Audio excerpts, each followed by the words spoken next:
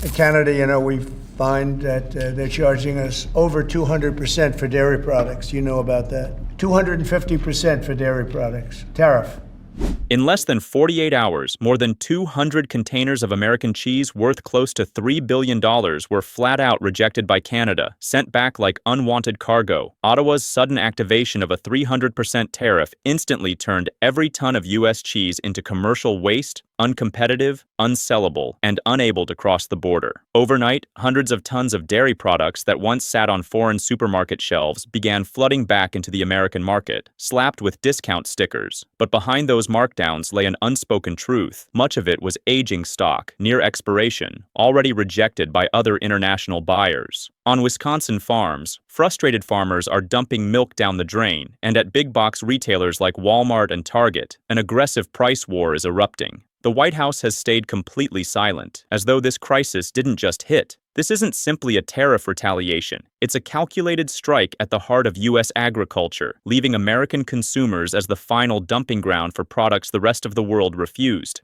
And this is only the beginning. In today's video, we break down the heavy-handed blow dealt by Mark Carney, so don't forget to hit subscribe and turn on notifications so you won't miss any of our latest updates. Canada's move wasn't just a sudden tariff spike, it was a deliberate, policy-backed counterattack that rattled the U.S. dairy supply chain. Since the 1960s, Canada has run its dairy industry under a supply management system, regulating production, imports, and prices with strict quotas and tariffs. Under the USMCA agreement, the U.S. could only ship up to 3.6% of Canada's dairy market without triggering heavy duties. Once that quota was breached, Canada pulled the lever, hitting cheese, butter, and milk with a 300% tariff. The conflict erupted in July 2025 after the U.S. overshot its agreed export limit. Canada's response was immediate, not only slapping on the sky-high tariff, but also reducing TRQ allocations, reinforcing its protectionist stance. The fallout was swift. Hundreds of containers of dairy held at the border, denied entry, and forced back to U.S. ports. Many carried older, near-expiration goods, including specialty and Italian-style cheeses already rejected elsewhere. U.S. Customs confirmed that these shipments were refused entry without detailed explanations. According to the International Dairy Foods Association, above-quota tariffs can hit nearly 300%, meaning each blocked container can represent tens of millions in losses. Wisconsin, California, and other major dairy states were hit hard, with farmers unable to find buyers. Milk dumping became a grim daily reality. Wisconsin, once home to nearly 7,000 dairy farms in 2020, has seen hundreds close as prices collapse under oversupply. When the domestic market gets hit with both a massive surplus and a price crash, the damage runs deep. Cheese floods stores at bargain prices, but it's really just relabeled waste. Shoppers may think they're scoring deals, but they're unknowingly bearing the cost of a brutal trade war. The silence from Washington raises tough questions. Is this the fallout of reckless Trump-era trade tactics? Canada didn't just levy a massive tariff. It dismantled a chunk of America's dairy export infrastructure by slashing quotas. From a shopper's perspective, walking into a store and seeing shock sale cheese seems like good news, but much of that product is leftover stock turned away at Canada's border, often near expiration, sometimes frozen to extend shelf life. There's no requirement for warning labels, so consumers have no idea that they're buying international rejects. These price drops are temporary, designed to clear inventory rather than meet real demand. Canada's dairy industry operates under some of the strictest quality controls in the world. Programs like ProAction enforce hormone-free and antibiotic-free milk, with mandatory batch testing before processing. Provinces like Quebec and Ontario maintain traceability systems, ensuring ethical production without over-milking. By contrast, the influx of rejected U.S. cheese hitting American shelves comes with no such assurances. The products may not meet international quality benchmarks, and yet they're being sold domestically without transparency. This isn't just about cheaper prices, it's about eroding confidence in the safety of the national food supply. While Canada bans RBST outright,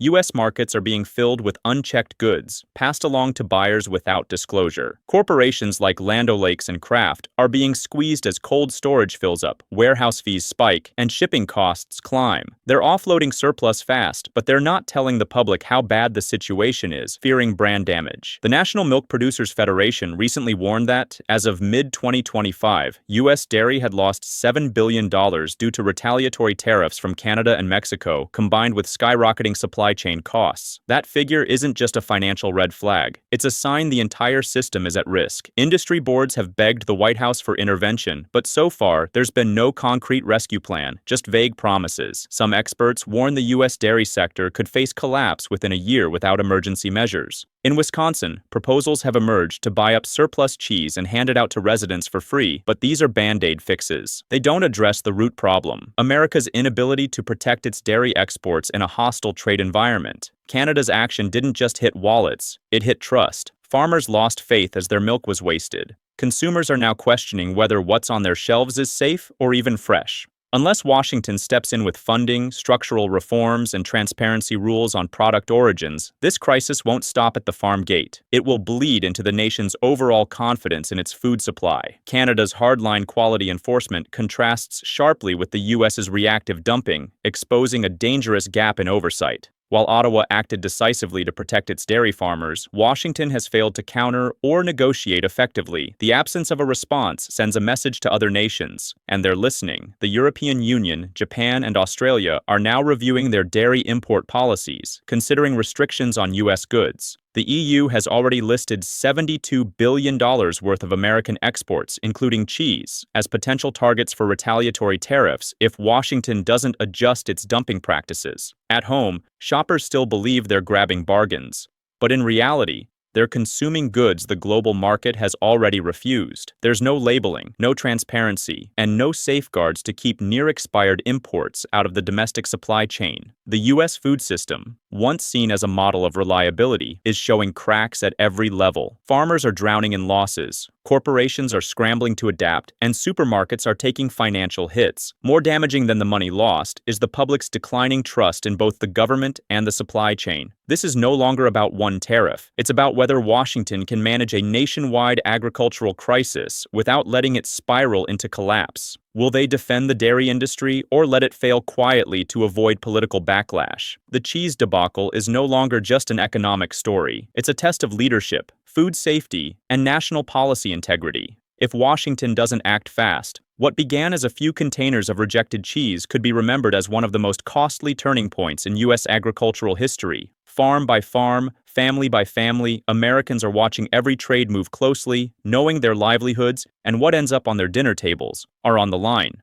If you want to stay updated, don't forget to subscribe to Money News and turn on notifications so you never miss a single update on global economic and political shifts.